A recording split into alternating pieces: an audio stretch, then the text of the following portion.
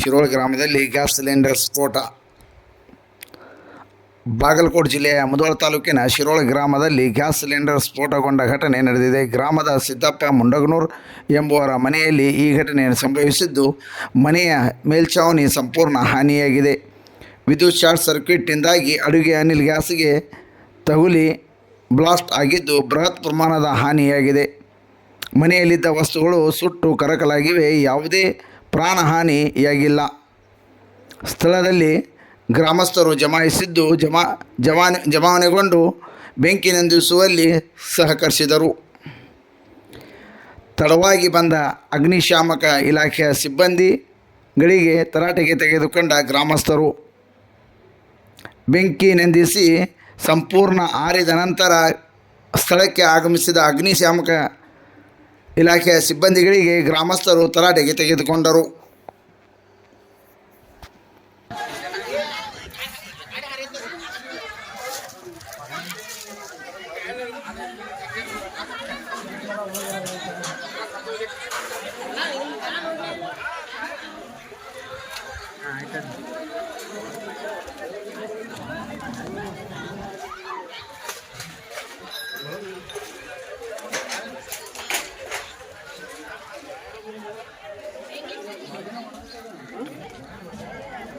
water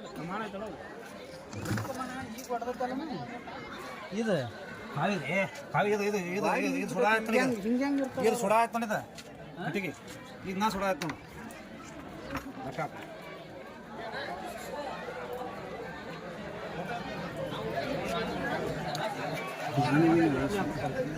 ನಮ್ಗೆ ಏನು ಇಲ್ಲ